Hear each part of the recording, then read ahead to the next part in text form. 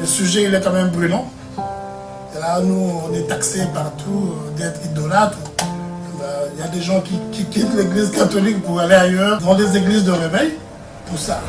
Le problème, il est brûlant, mais on ne l'a jamais posé en tant que tel. Mais aujourd'hui, le père Raphaël Yatiti a posé le problème.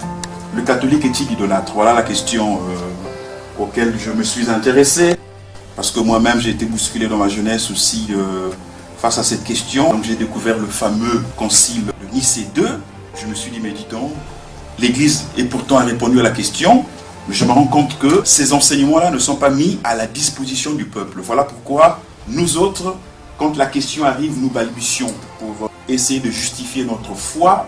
Pourquoi dans nos églises, eh bien, il y a des images des saints, il y a des statues des saints, il y a. Pour répondre à la question de catholique est-il idolâtre, on a besoin d'abord d'affirmer trois choses. Il y a la parole de Dieu d'abord, il y a la tradition, et puis il y a le magistère. La parole de Dieu, c'est la Bible. Les 72 livres de la Bible, eh bien, nous croyons que c'est la parole révélée. Et tout se tient. Tous les livres se tiennent. Il n'y a aucune parole qu'on doit dire, ah ben ça ne nous concerne pas, ça il faut mettre à la poubelle, ça... Non. Réunir ces trois sources, voilà les éléments sur lesquels nous on s'appuie pour essayer de justifier notre foi au culte des saints, représentés dans les icônes, dans les images.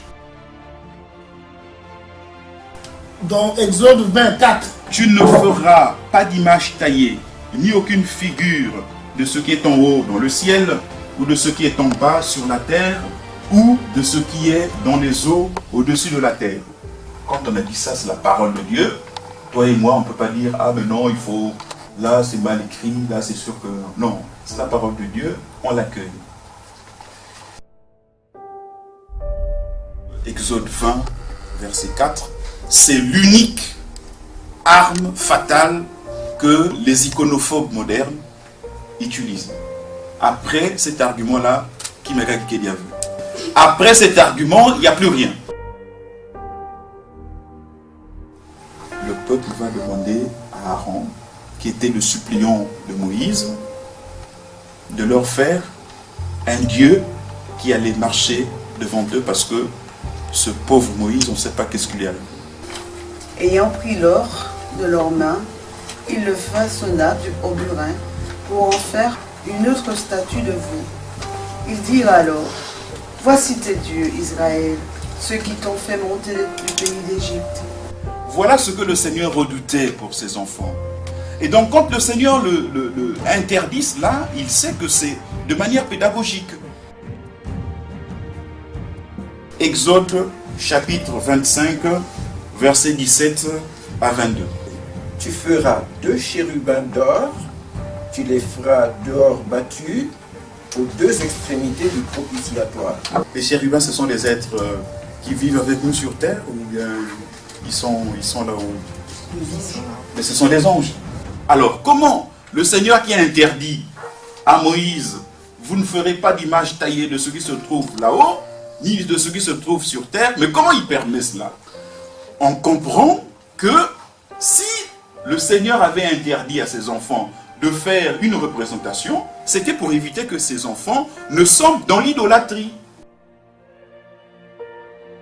Nombre chapitre 21, versets 7 à 9. L'Éternel dit à Moïse, fais-toi un serpent brûlant et place-le sur une perche. Oui. Quiconque aura été mordu et le regardera conservera la vie.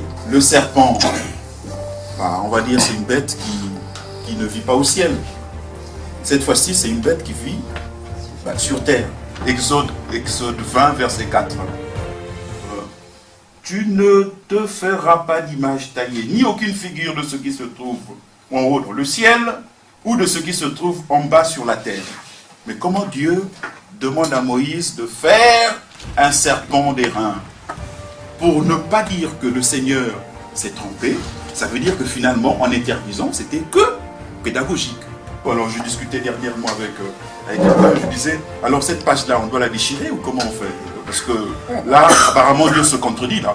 Oh non, il faut que j'aille voir ça avec d'abord le pasteur, parce que la partie là, on n'avait pas prévu ça.